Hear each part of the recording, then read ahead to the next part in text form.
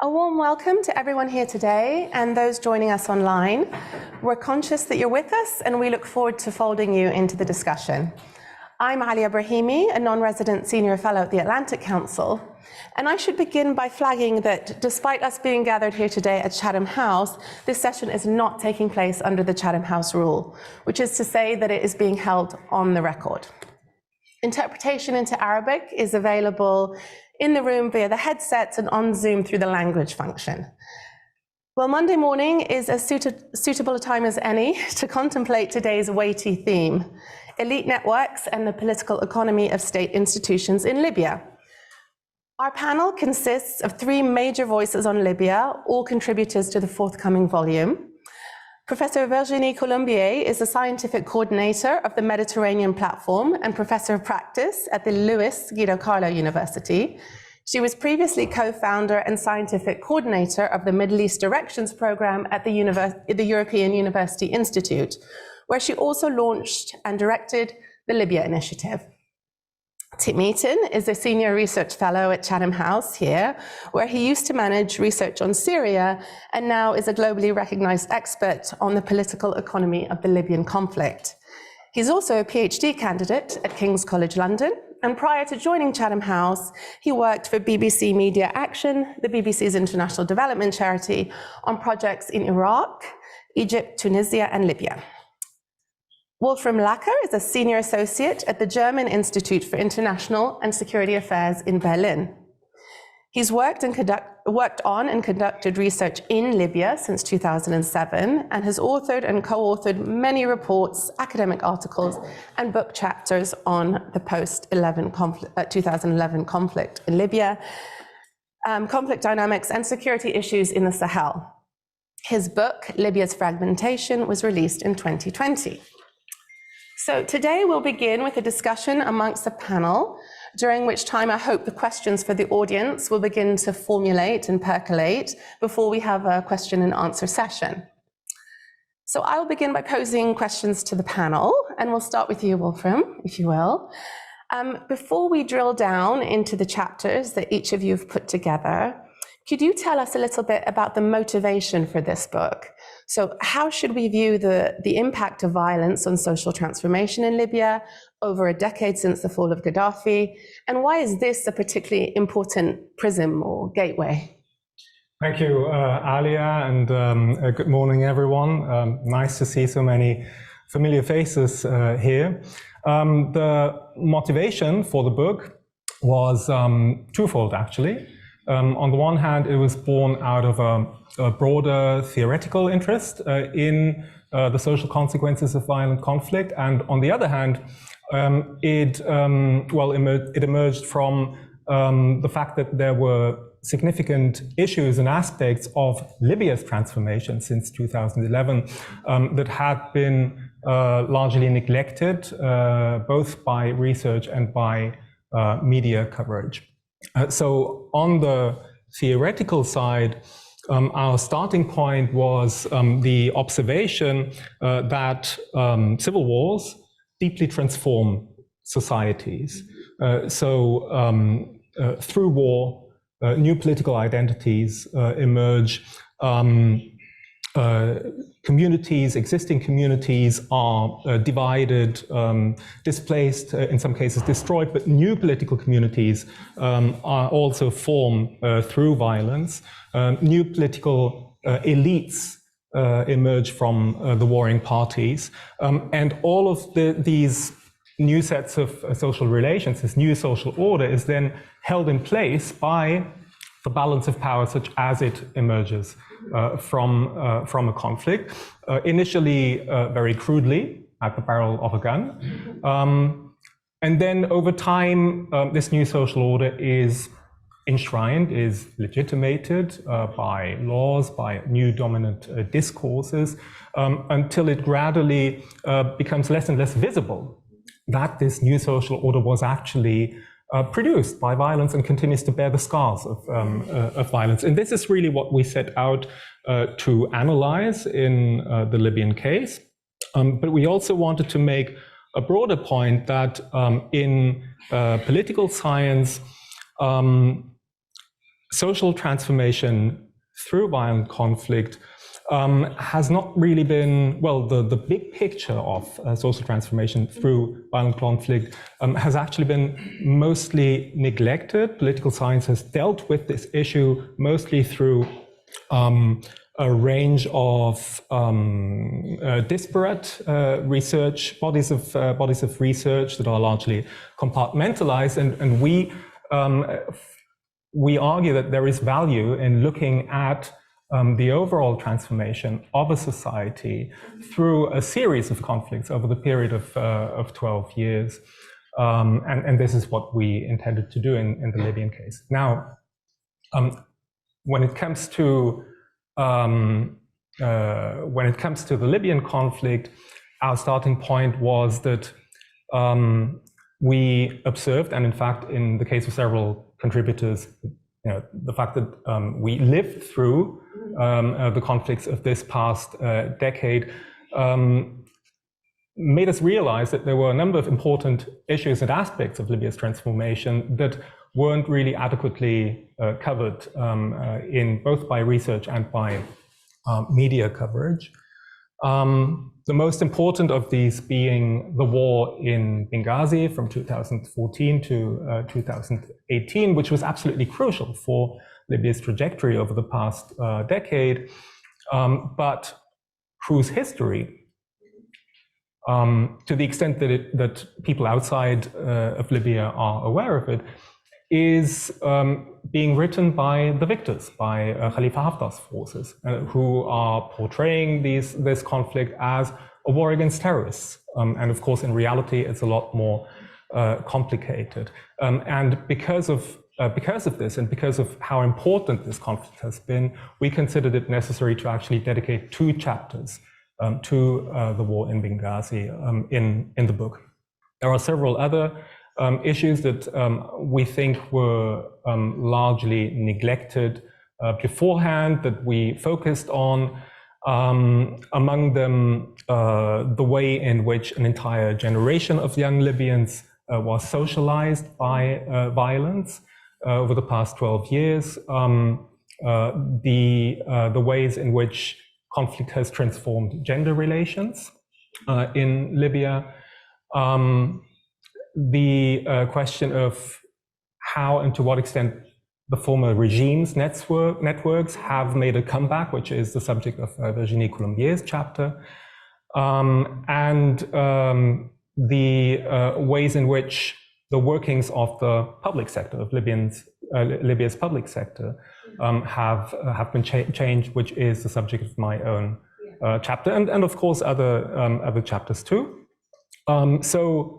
All that to say that what we also wanted to do with this book was to fill what we thought were some very important gaps in our understanding of Libyan society. You mentioned your chapter on the public sector. Can you talk us through what you found? So how has the past decade changed Libya's public sector, and how has it changed how people navigate it and approach it? So my starting point here was a paradox, and that is that state authority has crumbled since 2011 in Libya, but the public sector has massively expanded. So in 2010, there were about 1.2 million public sector employees, and by 2019, that number had actually doubled to 2.4 million.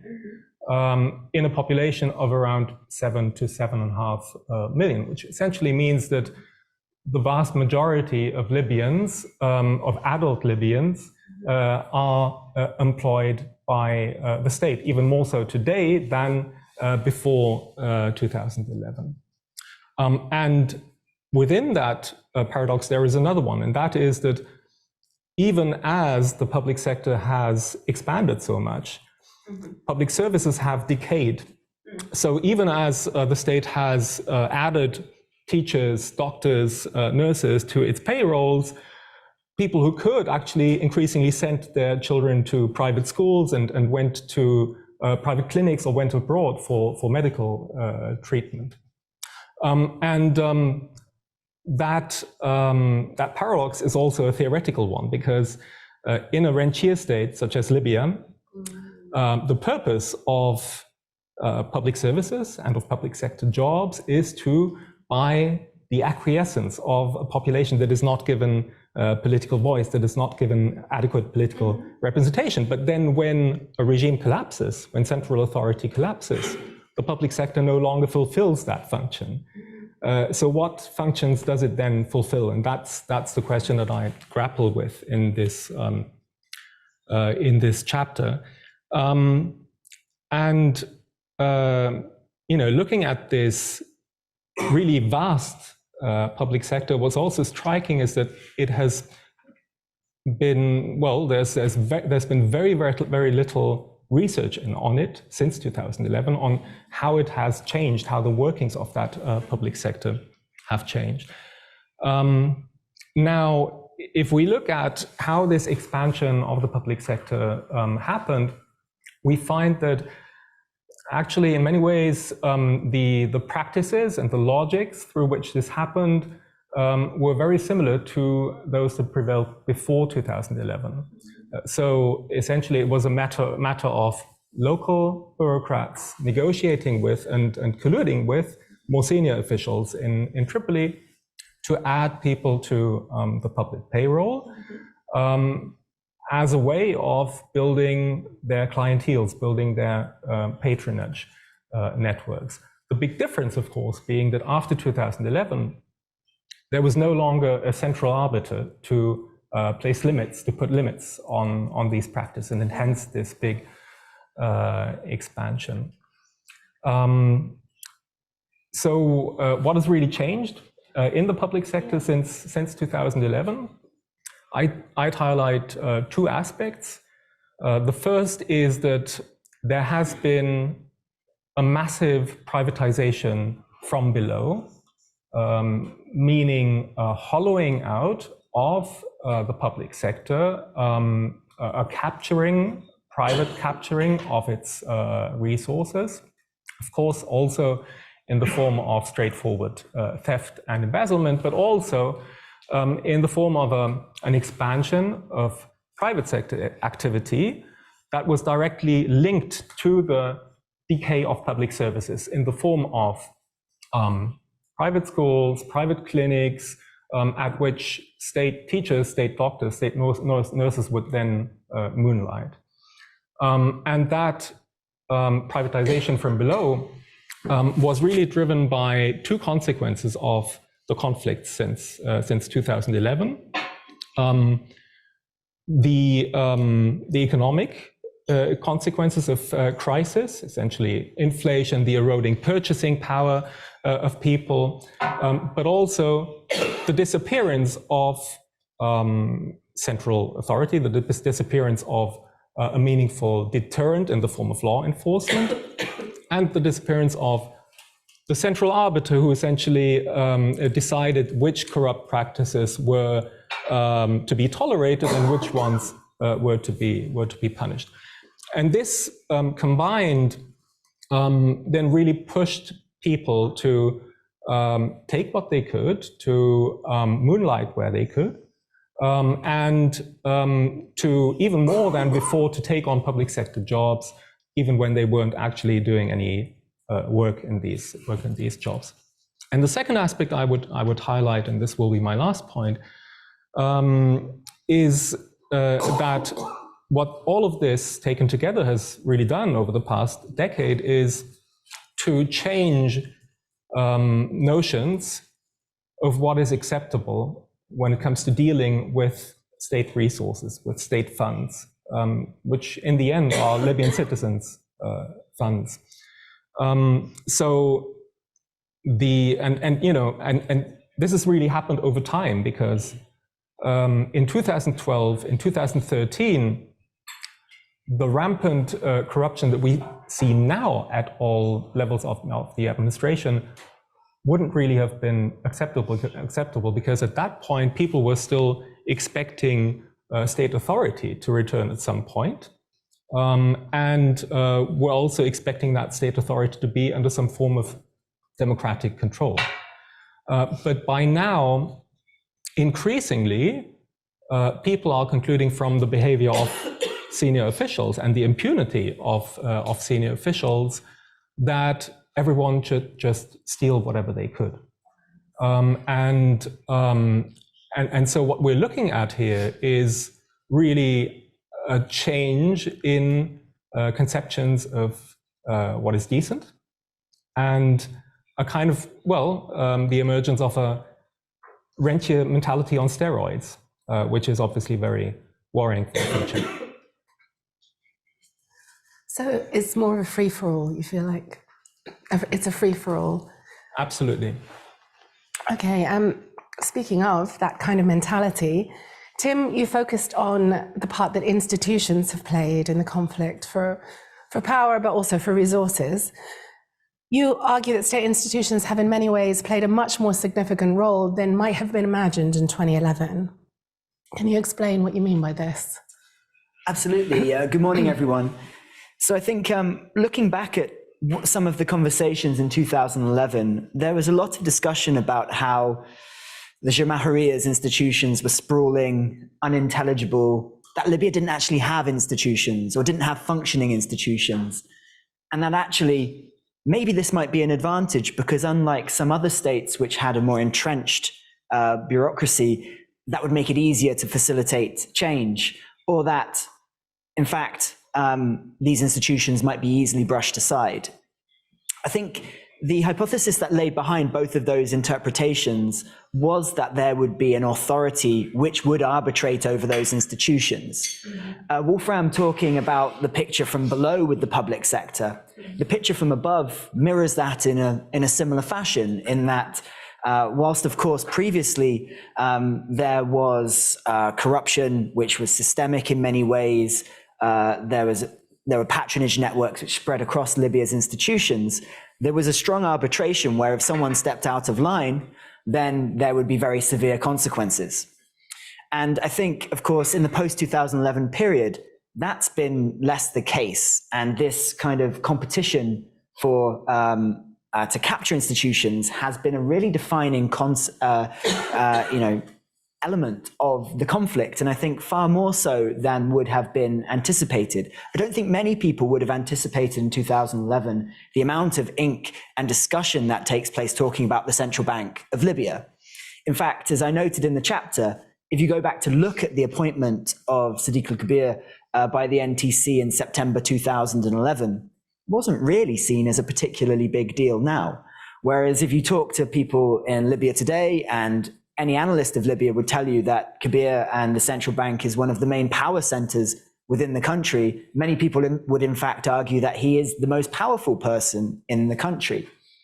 And of course, the reason for that is, and the reason for the enduring importance of the institutions, is that for the most part, Libya's economy is heavily focused on hydrocarbons, and at least up until recently, maybe this is changing a little bit now, the resources have been distributed through the central node of the central bank, and most aspects of economic life in Libya have a heavy element of state in them, from the legacy of the Jamahiriya, from the effective shutdown of the private sector in the past. On the eve of revolution, you had a combination of institutions that were kind of neoliberal in some orientations, and others very much mirroring the socialist underpinnings of the state. But the truth is that to make significant money or to be powerful in Libya, you need to be able to access the institutions of the state, whether that's even in the private sector where you can only access trade financing from the central bank, or whether that's you're working construction and most of the contracts will come from a state entity in one way or another. So in that context, without a coherent political authority, the institutions have grown in influence. I think what's notable is that some of that has actually been facilitated quite significantly by the international community, notably with the NOC and the CBL, with the international community seeking to insulate those institutions from the political fight, with the conviction that if the CBL and the NOC were too effectively split, this would be perhaps unrecoverable and greatly exacerbate conflict. the product of that has been to produce a degree of autonomy for those institutions, although that has been changing over time. And I think if you look, we'll get to, I think, the discussion of networks a bit later, but it's very interesting to see the way in which these institutions have been competed over by networks of elites. And particularly with the CBL, I think you can see that it's played a very heavily outsized role in the conflict, determining who gets paid and how. And that has had major political implications throughout. But also other things that are more unseen. So, for example, the Libyan Investment Authority and its resources. Nobody really knows how many resources the Libyan Investment Authority has, including the Libyan Investment Authority itself.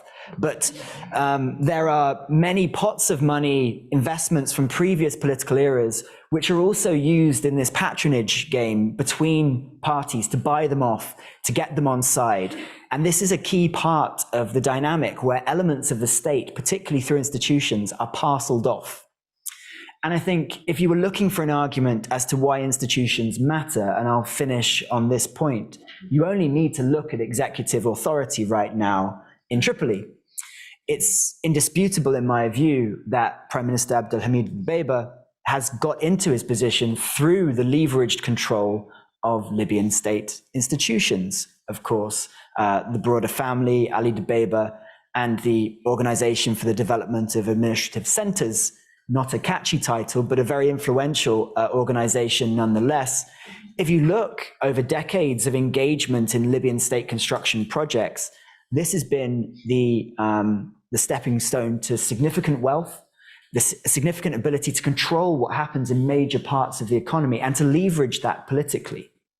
And so I think this is the dynamic that we've seen. Institutions being leveraged for political influence and the bargaining that takes place over those institutions to determine who profits and how is not what people originally went to fight for. But I think, and Wolfram said this before, it's a lot about what they're fighting about now. So I'm not saying that this is completely an economic conflict and always was, but if you look at the manifestations of conflict, some of the most meaningful aspects of it are actually through the institutions, in these unseen bargaining processes, in these payoffs, in these deals over who gets to control what and how.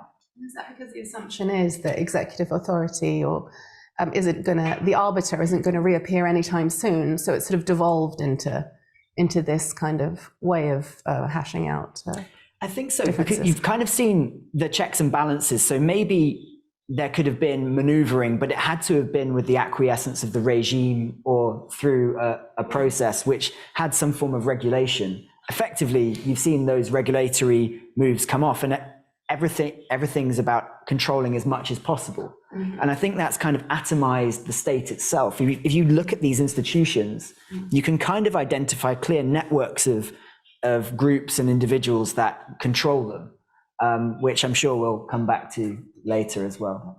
Thank you, Tim. Turning to Virginie, your chapter with Misbah looks at the trajectories of the networks of the Jamahiriya after 2011. And so there's much discussion of the networks of the Greens and the so-called pro-regime. But there's often disagreement over what this actually means. How should we view these pro-regime networks? Thank you, Alia, and good morning, everybody. Interestingly, I mean, we've seen across the region, and not only in Libya over the past years, that there is a kind of wave of former regime networks and affiliates coming back in power. In Libya, interestingly, I think there's no such thing as former regime as such, or the Greens. To a large extent, what we've seen with my colleague and analyzing the dynamics of the past decade is that the former regime category, to a large extent, has been a product of the conflict itself. And I think to understand this, it's important maybe very briefly to go back to what the Jamahiriya system was before 2011.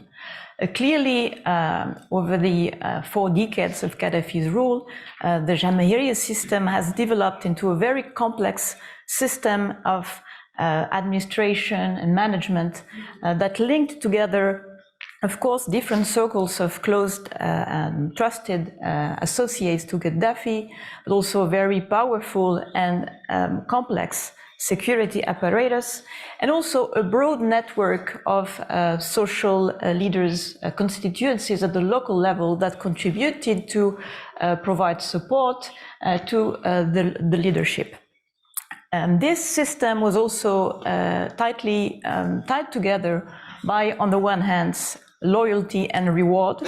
So those who were really supporting the leadership would be rewarded for this, but also violence. So one thing that has been central to our reflection over the past decade was also very deeply present in Gaddafi's era.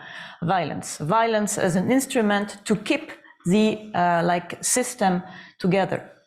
And so what happened in 2011 is in reality that some of the cracks that had already started to appear in the 2000s within the regime became very visible, but also all these elements of the system that we mentioned are called upon taking a stance when the conflict starts.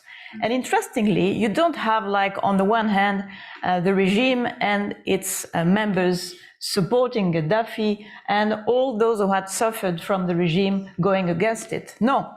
What happens is that you have a number of very important defections, even among people who had been closely associated with the regime. And on the one hand, for instance, communities which had been perceived over the past decades as opponents or had suffered from the regime, taking a stance in support of the regime. For instance, the very famous town of Beni Walid, becoming one of the last strongholds of the regime and fighting with the regime until the end. And this is exactly when the system collapses, this stance that have been taken by individuals and communities that we kind of redraw a new map of what the regime supporters are and the regime opponents are.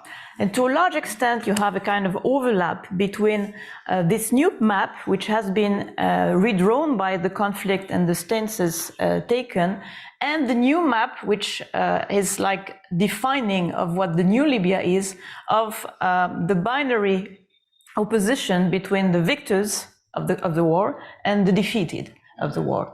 And it's very clear, and I think it's something which goes through all of the chapters in the book, that this division and this strong fault line between the victors and the defeated is something which will be a key element of all the social and political dynamics of Libya throughout the decade.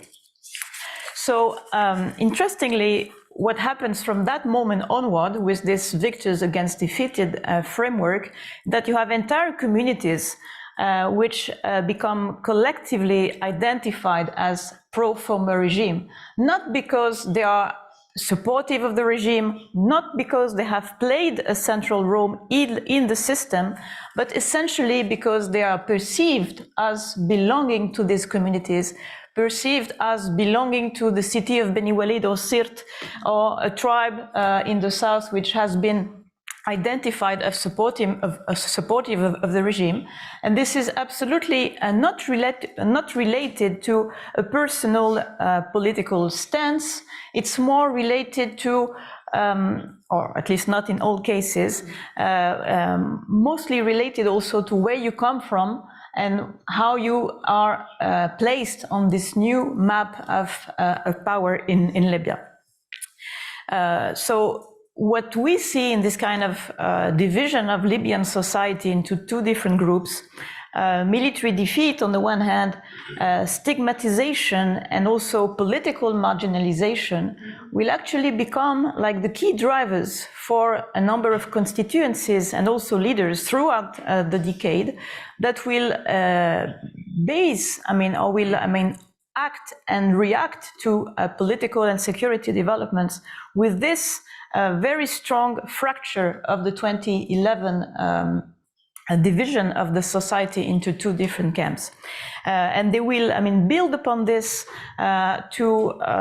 also, this will fuel their desire for revenge and for trying to regain some form of influence, some form of status within society. But interestingly, and I think this is also something that to a large extent speak to what Wolfram and team mentioned, this new community, at least the way it's perceived from the outside, is deeply fragmented. Its leadership has been militarily defeated, but also has been severely weakened in terms of the legitimacy, and there is no unified leadership. So here again, you have like this fragmentation, the lack of a central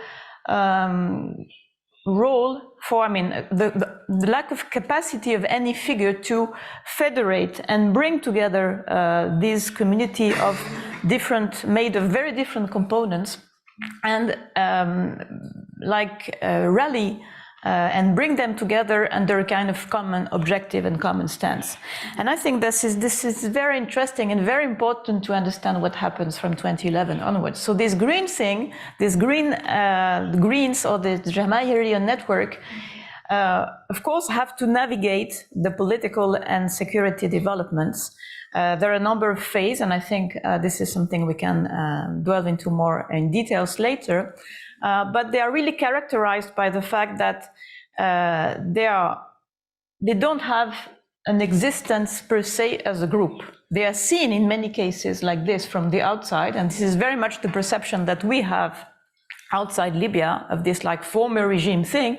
In reality, you see, and this has been the case politically and socially, very different groups, very fragmented, very much using different tools also to try and regain a role within society and within the political system. And until now, I think one of the characteristics of these networks is that they didn't manage to, at least nobody among the political leaders managed to bring these people together under like a collective aim or a collective objective, which is why you see people like Abdelhamid Dbeiba, but also those people that Tim were mentioning, trying to navigate and being forced to find deals or enter alliances with other forces.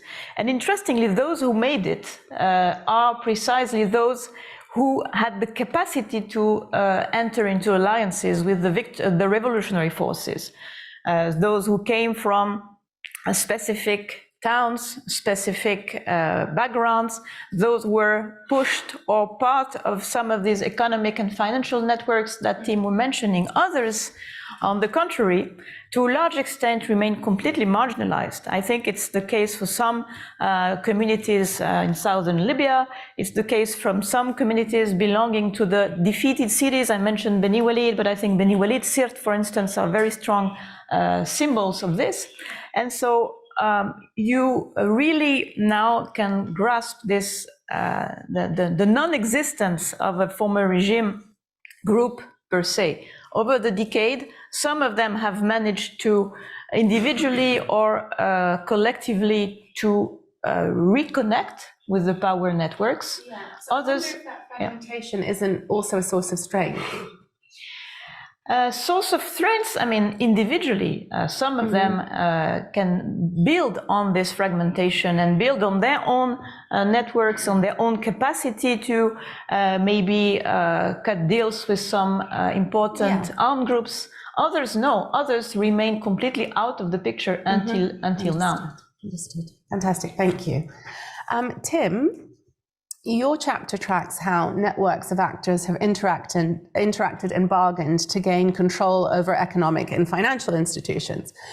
So what is the balance of change and continuity in these dynamics? So I think this is something which I'm kind of trying to write the world's slowest PhD on, trying to work it out. What constitutes a network, and how do those people self-identify? I think, as I mentioned, if you look at institutions, key institutions in Libya, you'll find that they tend to have quite close and identifiable networks of people. But what do those networks stand for? That it's not obvious, and it doesn't fit that clear green, neoliberal, whichever umbrella you look to fit. You see a kind of very dynamic bargaining process. And I think obviously in this chapter, I looked at the economic and financial institutions. And so I think the answer in a way comes from looking at the social and historical development of those institutions and the eras in which they were developed. And I think when you look at those institutions, for the most part, you see quite a significant amount of continuity. In something like the LIA, where you had what were a relatively young group of reformers working around Saif al-Islam in the 2000s, you see that those people still played a very significant role in the NTC, and then subsequently have controlled major aspects of the LIA throughout. And in fact, you know, the knowledge of those networks, the understanding of where these assets are, which there are many people trying to track them down and not that many people who know where these things are, that's quite a close network. And I think what I've started to realize as well is that there's a bit of a generational aspect of that as well. If you look back, you start to say, hang on a second, the person who's in control of this subsidiary, his father worked for certain state institutions, and you know these institutions are the ones of the state that were developed in the sanctions era. And I think one particularly interesting aspect of those which are based outside, for the internationalized assets, you don't actually have to necessarily be able to control ground in Libya to be able to continue to control them. So we've seen networks that have been ousted from authority in Libya, but actually you look and you say, hang on a second, why is that person still on the board of this bank, and how are they able to work that? We still see court cases happening across the world, and that I think is a reflection of how those networks have continued to hold on. What I found particularly interesting as well is, while there is significant continuity in those types of things, there is a need to negotiate with new people who do control the ground in Libya. So with the LIA having to live with the fact that if you need to get into your office, you need to have a relationship with the armed group that controls that area, and that is a different set of actors. I think in the security space in particular, significant change is notable, and it's class-based, it's socio-economic, and I think that aspect is rarely drawn out in the discussions as well. You'll often have a conversation with a technocrat, and someone will say, well, look, these guys don't understand anything about the state. And in fact, in many cases, they've got zero experience of running things as well. So that's also a tension, which I find quite interesting. And I think perhaps as well, I mean, and Wolfram's written about this, the debate, did the Islamists take over the financial organs of the state? Did the Islamists control the CBL? You know, who controls the NOC? Is that shifting to an Eastern direction? When you start to drill it down, and indeed, when you look at Abdelhamid al-Dbeiba, what you realize is those who have been most successful in navigating the post-2011 space are the people that are able to access different networks, the brokers. If you can talk to everybody, if you're able to do the deals, then those people have generally been more successful and had a longer shelf life. So that's clearly the case with the central bank governor, who has, whilst often been caricatured in one way, particularly by opponents, has always dealt with everybody. But that's not to say that he hasn't also brought significant change to that institution and new actors. So he's recalibrated it, and that has led to a big backlash. And it is not a recalibration that's based solely upon professionalization. So these are the things that are going on. I think they're very consequential for the future of Libya. And that's what I'm trying to get to grips with, but trying to work out how these bargaining processes work. It's very complicated. In some cases, someone will say, well, this person got the job because they're from the South. But in another instance, they got the job because their father had worked with someone else and they'd gone to a school. So it's a very complicated system, but I do think that identifying the networks is perhaps the best way of understanding really what's going on and who controls the power and holds the cards. Interesting. Wolfram, perhaps we can just talk briefly about violent networks and what role violence and armed groups have played in the changes that you describe in the public sector. So throughout the book, when we analyze the consequences of violence, we don't only look at the direct impact of armed groups wielding violence, but we consider, in addition to that, we consider two other types of impacts of violent conflict. The first is what we would call systemic effects, by which we mean changes in the distribution of control over the means of violence. So in the case of Libya, the collapse of the monopoly on violence in 2011, and then the devolution of control over the means of violence to what were then mostly local armed groups. And in addition to that, we also consider second-order effects of violent conflict. And here, when it comes to the public sector, we mean primarily economic consequences, the economic crisis, the erosion of purchasing power, economic instability. And so you know, my first part of my answer to your question would be that these types of effects actually drove, you know, what I described earlier as this privatization from below and these changing notions of what is acceptable.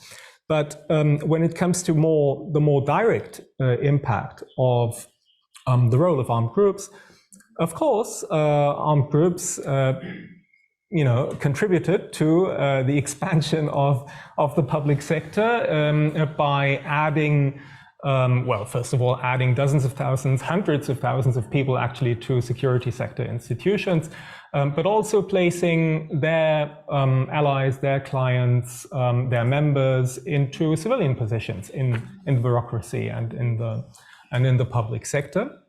And over the years, increasingly so in senior positions. So you now have networks straddling the administration and armed groups at the top levels of the administration, of banks, of public sector enterprises in both Tripoli and in Benghazi.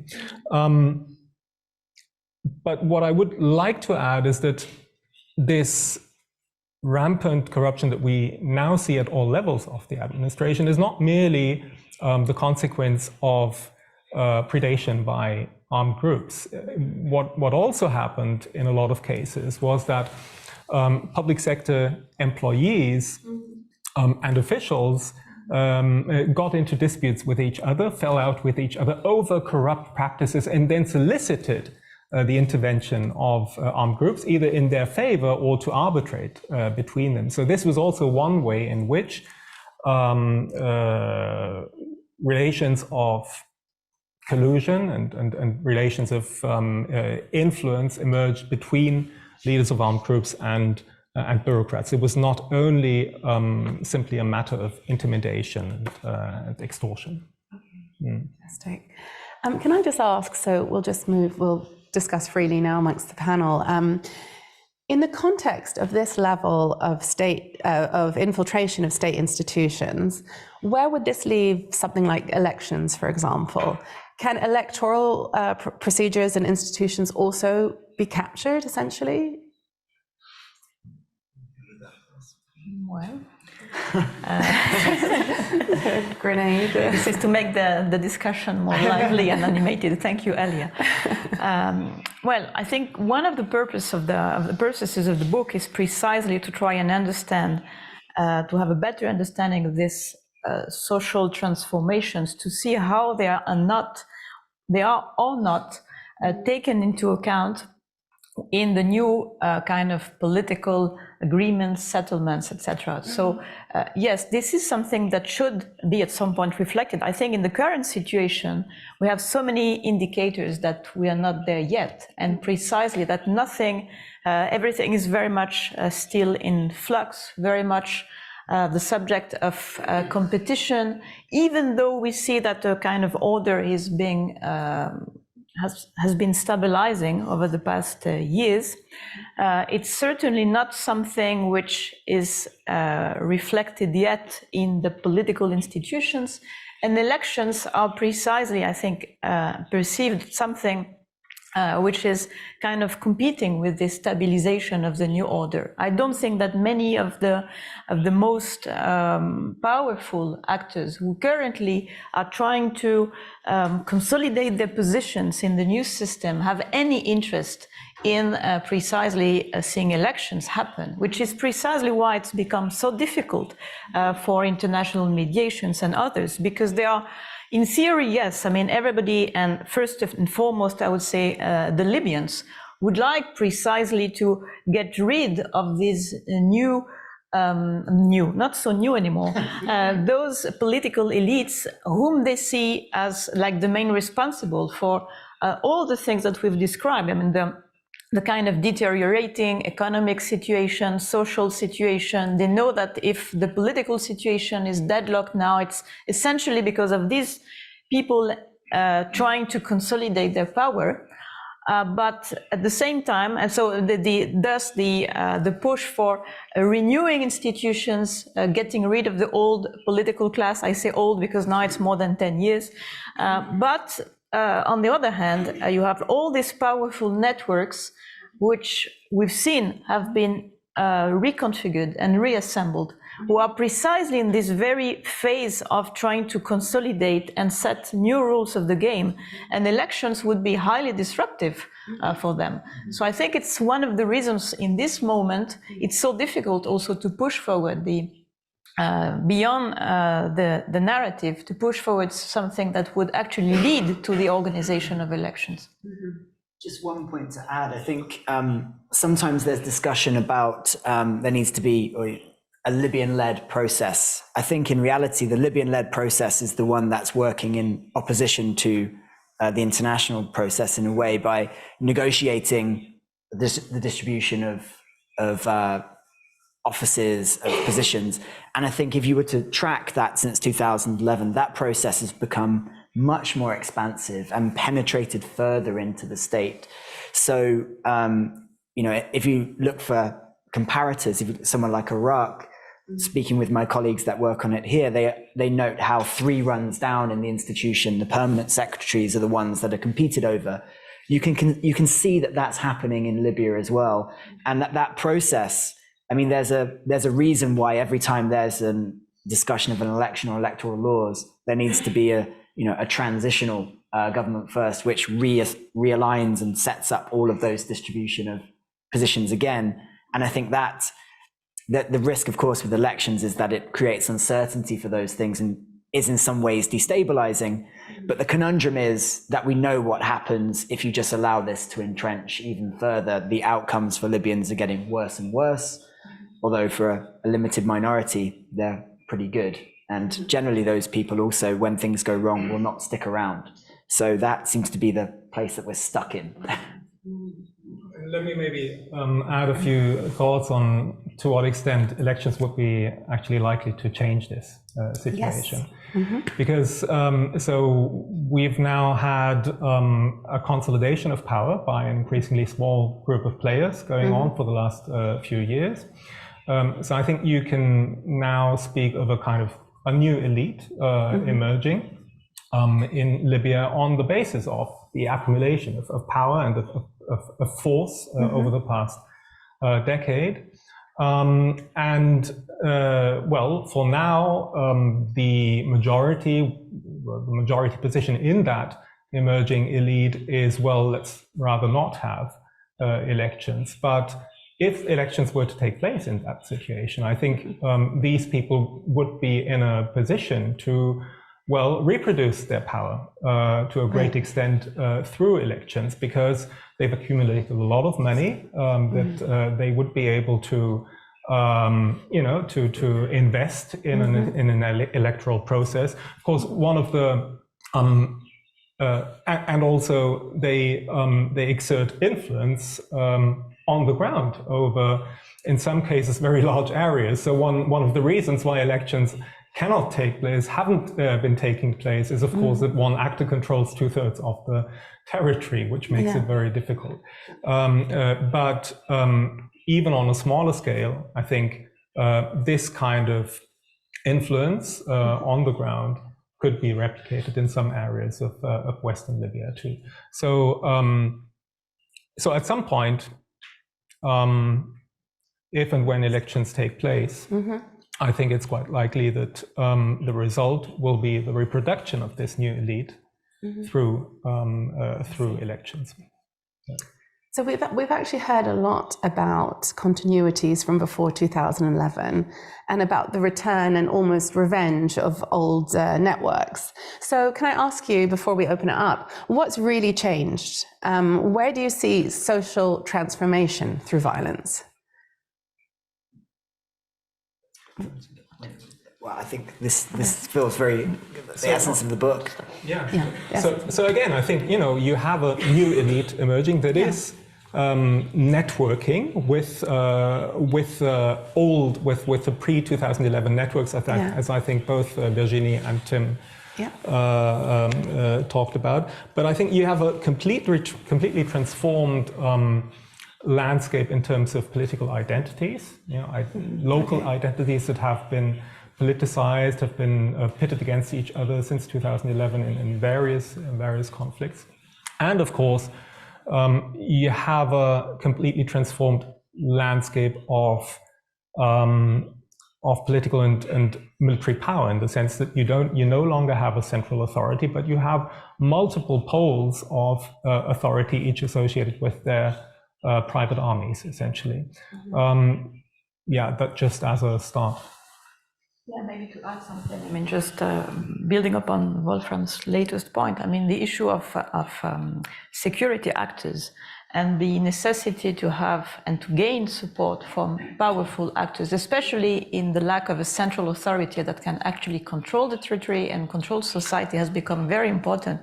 Maybe just to go back to the issue of the former regime networks, one of the things that has been very interesting and very important over the past from 2014 onwards is how some of these former regime security military officials have been brought back in, and how they are, because precisely they had knowledge, experience, how they could help access to these networks that also Tim was mentioning.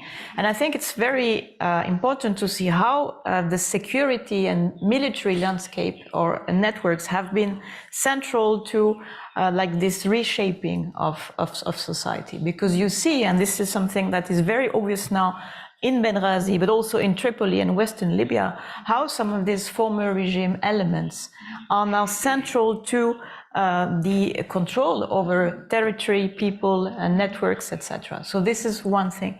The second point I would say, and this is certainly something which is going to be addressed more in depth in the second panel, is how this decade of violence, a decade of conflict, has also changed people's mind. So it's not only the networks and institutions, it's also how people relate with one another, how they relate to authority, the emergence of also a new generation of young people who have lived through a decade of conflict and violence. And like Wolfram was mentioning at the beginning, the references or the values that people have carry with them has also changed significantly. And I think this is something that obviously is less visible and that we pay less attention to, because it doesn't have a direct impact on the political order and how things are running. But I think in the longer term, it's going to be even more influential, because this means that people are changed.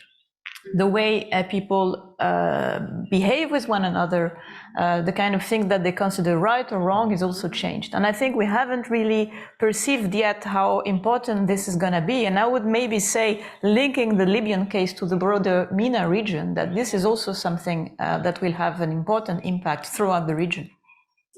Just one point to add. I think the resurgence of local identities and the collapse of trust across the state as well in institutions is an enduring feature. I think one of the things we can often agree on in policy discussions is that the state is overly centralized. And if you look, looking at the security sector, for example, in most places, the groups that are present are from that area, and there's a greater degree of trust in things that are happening locally, and there's an expectation that local interests should be projected nationally in this kind of bargaining process. So I think that is often seen as positively as enabling a discussion around decentralization. What it betrays is, of course, a lack of agreement over what should happen at the national level. And I think so that strengthening of local identity, of local organization, is perhaps something which was, very much manipulated or downplayed or pushed back by the former regime, but that's certainly resurgent. And I think that creates a lot of challenges for what comes next. I mean, a decentralized security sector is pretty difficult to manage. And even if you have a decentralized political system, you still need to have agreement over what the political center is supposed to do in a way, that's almost more difficult than a centralized system which currently exists. So I think that seems to me to be a big social change. Collapse of trust. That's interesting. So now we're going to open it up to the audience for questions. Those that on Zoom can ask questions in the Q&A function at the bottom of their screens. Here, if you could just introduce yourself with your name and affiliation. Do we have any questions yet? There's one here. There's one here. Thank you. Hello, Bill Law, the editor of Arab Digest, and thank you all very much. A really fascinating and instructive conversation that shows just how challenging the situation is in Libya. I wanted to ask about people smuggling and the extent to which the militias, but also some of the players that you're talking about, are engaged and involved in the people smuggling activities. And is there perhaps an opportunity, particularly given the concerns that we in this country in Europe has about the issue of migrants and the fact that the migrant situation is only going to become worse because of climate change, because of war and poverty? Is there an opportunity to do perhaps a more intelligent approach than we in this country have taken, but also that Europe has taken, where we simply throw some money at a country like Tunisia and say, you keep the people there? I mean, are there opportunities for influence in a more thoughtful approach? Thank you. Thank you. So I think, should we start with just the one and then? Okay, actually, maybe it does make more sense because I've just looked at the clock. Yes, let's have another one. Over there, thank you. As the panel has recognised that bringing about elections is very difficult in Libya at the moment, or impossible. I come from a comparative international relations arena, if you like, and I wonder what the panel thinks as to why elections have been attempted in Libya, where no such attempt is made to bring about elections in all of the Gulf states. So I suppose, you couldn't take that on its own terms, or perhaps just talk about elections in Libya and the processes behind it more generally, and prospects for it. If I could, I'd take Bill's question about the migrant smuggling and human trafficking. I mean, I think it's pretty well acknowledged and clear that armed groups play a role directly in that, in the commission of those activities in different places. That looks different. In some places, controlling the territory means that people smuggling would have to pay the armed group for the privilege of moving through. Often the transport or the protection of an area is something that is effectively taxed by those armed groups. In a number of places, it's also clear that the armed groups play a specific role in the commission of the activities themselves, whether that's through control of a detention center, releasing migrants for indentured labor, cutting deals or charging them to then recapture them and make them pay again, significant abuses. And of course, the key with many of these armed groups is that they've affiliated themselves to the state now, not in a way that would be concordant with an SSR program, but as one of my colleagues here at Chatham House, Abdurrahman Al-Ajali, says, that they've kind of captured the state rather than the state capturing them. So it's been SSR kind of in reverse. And so the ability to control localities and bargain with state authorities, but then also participate in these activities has been something that, because the state is based upon that bargaining process, it doesn't really have a lot of capital to exert its will over them. What's happened, though, of course, is that external border externalization from the EU has created pressures. And you've seen downplaying of some of these things. In some cases, you've seen armed groups, particularly on the northwestern coast at the moment, maximizing the number of people in detention as a way to try and get more support from European policymakers or more money. And I think you've kind of seen on the northwestern coast, the kind of regulation, the amount of numbers of people that have been traveling stayed relatively similar. But of course, there's been an explosion in the east this year, which shows as well that you're going to get a similar bargaining process. And I think the simple lesson is that it's not going to work particularly effectively.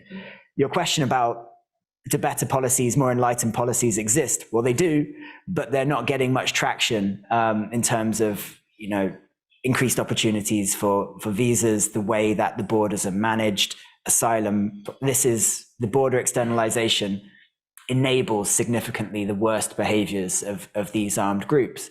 And I think from a Libyan perspective, it's completely understandable that there's a sense of wariness that they're getting all of the pressure to manage this problem, and when they've got many other things to worry about, it's not the biggest problem for them to deal with. In some communities, it's a big issue, but the duplicity of particularly European policymakers is so obvious that I think unless that changes, you're not going to see any change. And probably what you will look for is another deal being cut in the East, which is going to reduce the numbers of people moving for something, and that won't be elections, most probably. So that's an example of where I think the transactionalism of Libyan actors is often heavily criticized, but you can't exclude the international players, including the Europeans, from those types of dynamics as well.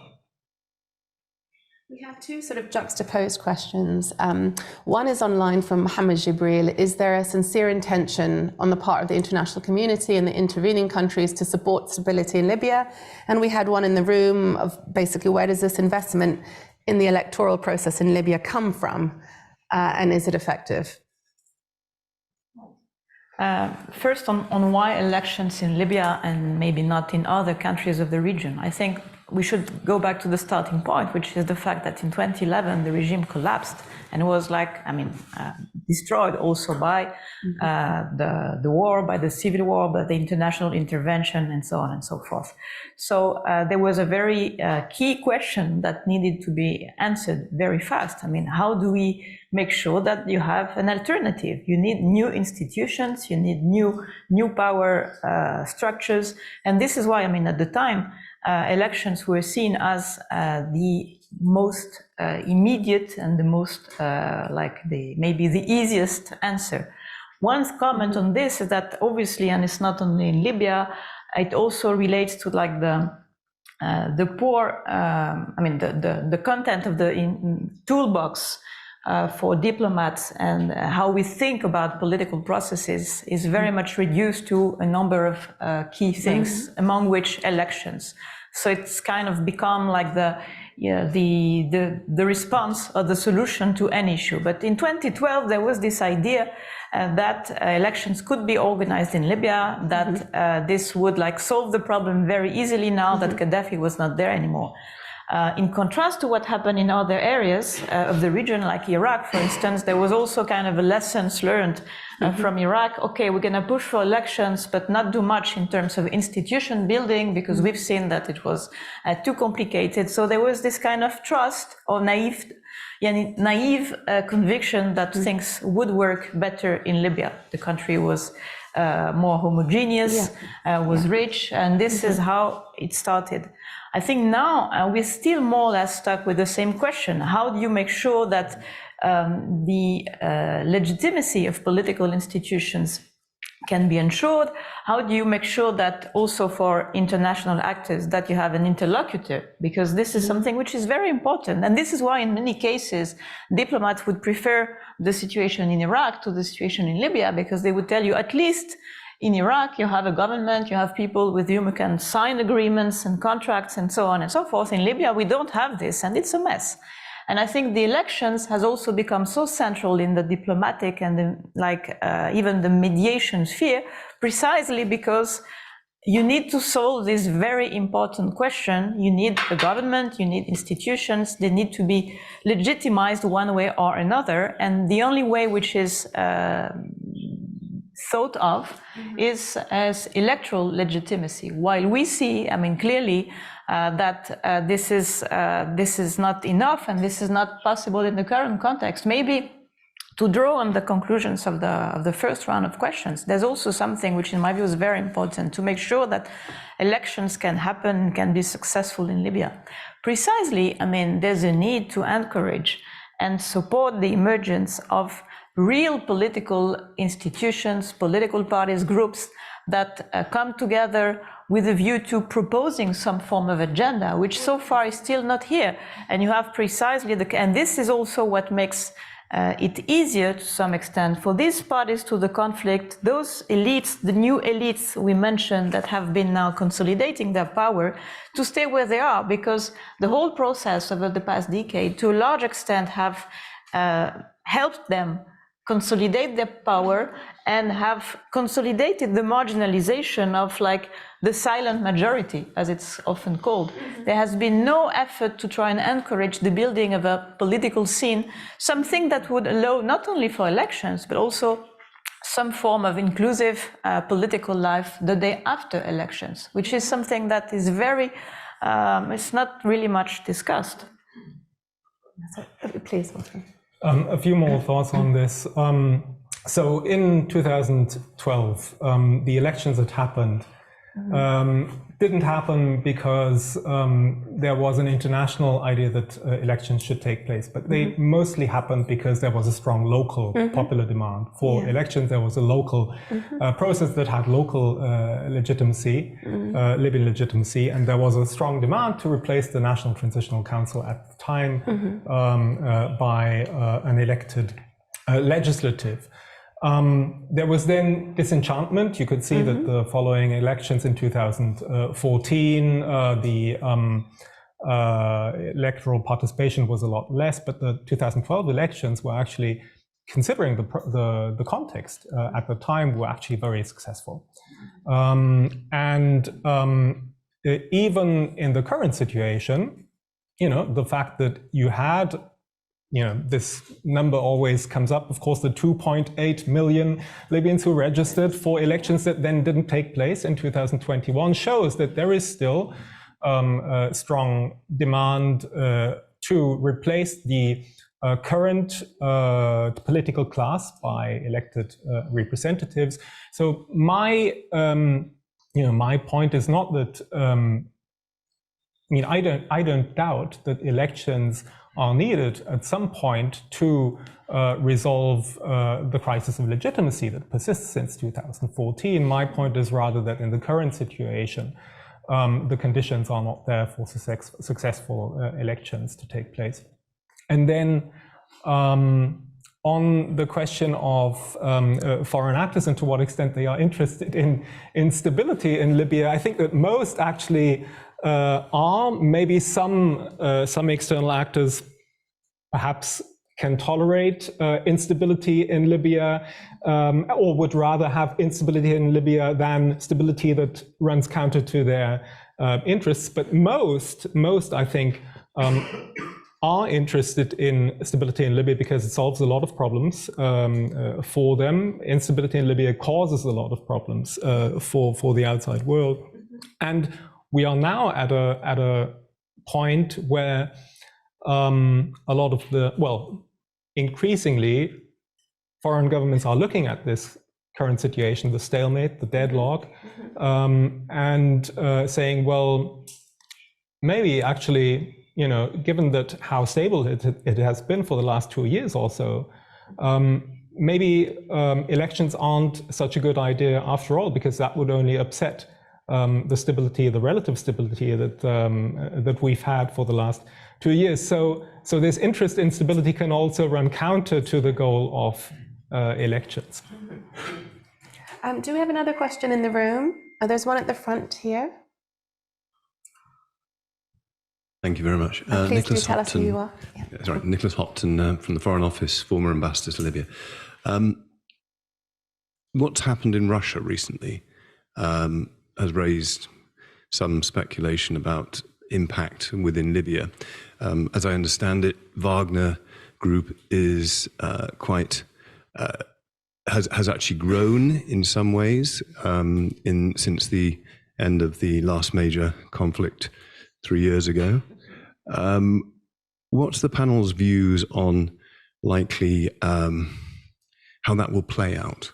The strong presence of Wagner still in Libya and in neighboring countries. Will that does that bring new risks now that the leadership of Wagner is in a different country, and there's a greater degree of uncertainty. Thank you. Okay, so one on the Wagner group. We have one online asking if there's any prospect of the emergence of an entrepreneurial class in Libya in the medium term, as this looks very difficult right now. So does anyone want to start with the Wagner question, and which actually ties into the previous question about reasons for international engagement in Libya? So Wolfram, So, the fact that we've had a stalemate for the past 3 years is a military stalemate, is mostly due to the fact that we have a Turkish presence on one side and a Russian presence and a potential, an Egyptian threat to intervene on the other side. In that sense, if you listen to Western policymakers, of course, the official discourse is that the Wagner presence is destabilizing in Libya, but the fact of it is that the Wagner presence has actually kept the stability together with the Turkish military presence for the past 3 years. So if either of these external actors were to leave, then that would be one major change in the situation on the ground, and potentially we could see renewed instability and even renewed conflict in that case. If either of them were to leave, but also if either of them were to engage in sort of outlier activity, like, for example, becoming involved in the war in Sudan, or linking up with Wagner's retreating presence into Africa, and sort of, shuffling the cards there in the Sahel. Do you think that could actually ignite something? Possibly, but for now, I don't think we are seeing a withdrawal of Wagner from Libya. I mean, there have been a few murky developments as of late, but yes, and I'm kind of loath to speculate. The only thing I would say is that essentially this presence is one of the main factors for why we've had a stalemate and stability for the past 2 or 3 years. Interesting, yeah. I agree with this, but I think at the same time, it's not only an issue whether they would withdraw or not, it's also what kind of behavior will they have on the ground, and to whom or to whose orders are they answering? I mean, it's always been something quite unclear, in terms of who is actually coordinating, who is giving orders to Wagner's forces. It's been pretty clear from a number of studies that they've been following the political line of the Kremlin. Now, this is exactly one of the things which is very much unclear. So what's going to happen in this regard? What kind of policy direction are they going to follow? And I think when looking at Wagner's behavior also in other countries and in other conflict countries, there is the issue of extraction of resources also. How they will, since that, given that they are also very much in control on a number of key infrastructure in Libya, and they will have very soon to deal with the issue of how they finance themselves. Here, there's a major question mark and a major uncertainty. If they decide that maybe taking advantage of the direct presence on site in a number of very key oil infrastructure in particular, this might become something more complicated, and something which has been very also present in European and American diplomats' mind. At the time, we thought that the Kremlin had some form of control. What if at some point these forces decide to be more disruptive? I agree with you, the fact that they have been one of the major elements of the current stalemate, but nothing say that this is something which will continue. And given also the developments in Russia and in Ukraine, could also say something happening in this regard, that they decide to be more disruptive. So here, I have no answer, but I think it's clearly one of the key questions for the short-term future. They seem to have had a slightly different model in Libya. I've not studied it closely than some other neighboring states, perhaps. Most people would speculate that their funding has come from state sources, shall we say, rather than the exploitation of local resources. And that model is something which seems to have been reduced in funding. You do hear a lot of chatter about, significant debts that the Hafters owe to Wagner. And also, clearly, there's a lot of US pressure ratcheting up over what they should be allowed to do with relation to Sudan. American officials will tell you that they've had very firm conversations with the Hafters. And I think one thing on this front has been quite interesting is that, for US policy, Wagner and the oil sector has been the two principal points of engagement. And the Hafters sit at both of those at the moment in terms of what's going on in the oil sector, which is significant, and Wagner. And I think they haven't actually felt much pressure up until now. So if that shifts, I think that's interesting. But I guess what's also important to note is that also Wagner kind of use Libya as a bit of a bridgehead to other places. So I wonder if maybe it's more important as a waypoint than actually a point in itself. And I guess secondly, one thing that I don't just see happening is that if Wagner moves, I don't think you'd see a big conflagration, but you definitely see local recalibrations of force around the assets that Wagner have kind of sought to control. Okay, thank you. And a question on an entrepreneurial class in Libya. Is there any prospect of it emerging? Briefly, any of you?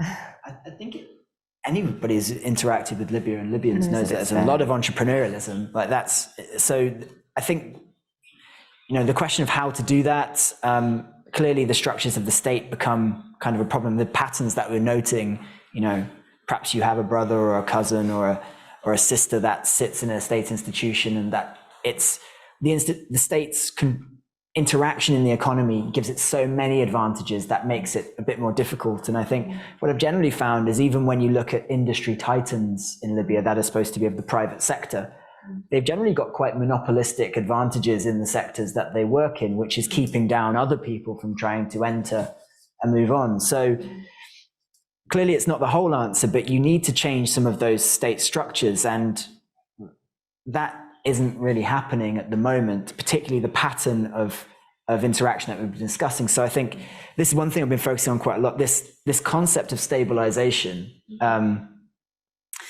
maybe in the short term, but the medium and long-term impacts of it in every place that you look are negative.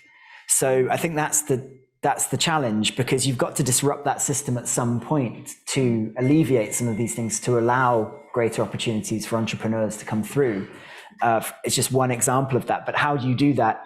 I don't think there's any way of doing that without causing short-term, and that could lead to harm, that could lead to some violence, but that's the really difficult thing. Do you just accept this really slow penetration of networks and extraction of all funds? Does Libya become Lebanon, but with more resources? Maybe on this.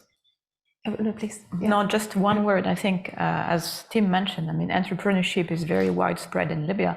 One of the key, I think, challenges for the short-term future is also the capacity of entrepreneurship to change and maybe start penetrate new sectors. But I think we very much focus on the kind of status quo image of what's happening in Libya. And one of the key challenges for the future is also the capacity of the state and entrepreneurs in general to start stepping into new areas key for the economy.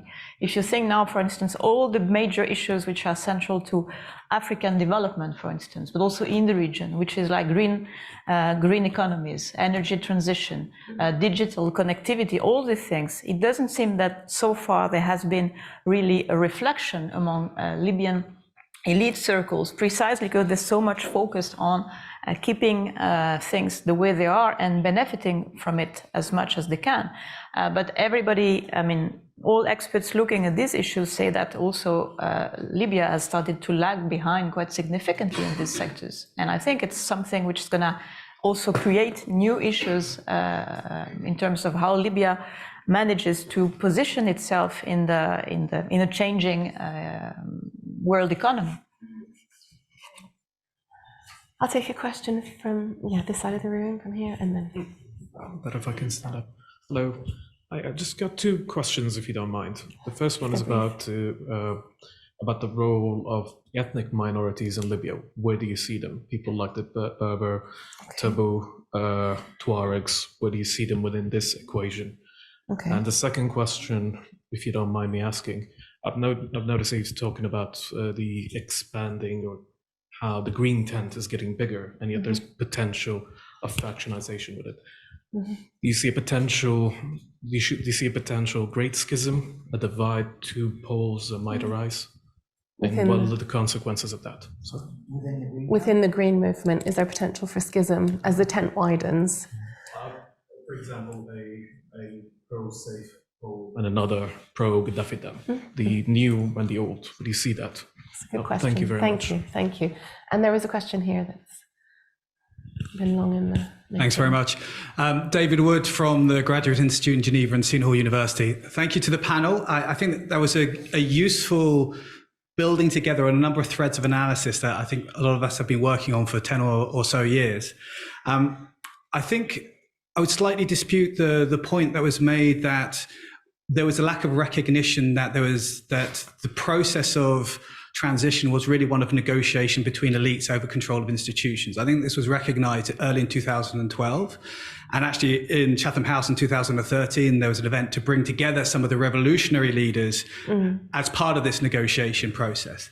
I think the challenge was that negotiation process was initially captured by the pro-revolutionary side and excluded a lot of the non-revolutionaries.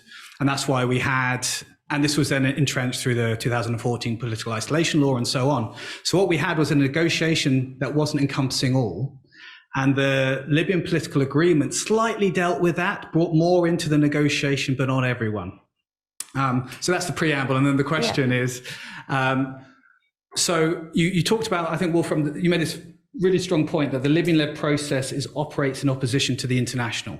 So should the international process shift to support a negotiation around how these networks operate in institutions, and really trying to broaden that to include all the elites, all the different networks? Thank you. Thank you. Thank you. Do you want to take that now? Can I pick that up? Right? Yes, please do. I think so. I think we are actually no longer in a situation where it makes sense to have an international process, where Libyans are asking for an international process. I think we're not, Libya is no longer in a state as it was in 2015, 2016, when the conflicting parties essentially asked for foreign mediation in order to come to an agreement. Essentially, we now have a process of deal making and arrangement making going on, in which there's no longer really much space for international actors. Yes, I do think that the international role, or the role of Western governments, should therefore shift. And of course, this goal of elections still needs to be there. But in the meantime, I think Western governments should start dealing much more actively with what is actually happening on the ground in terms of corruption, in terms of abuses by security actors, which for now are essentially being more or less ignored, because you think that you need these people in order to come to an agreement, but actually that's not what is happening. Right. So yes, I think there needs to be a shift in the approach. And Virginie, do you want to take the one on the Green movement?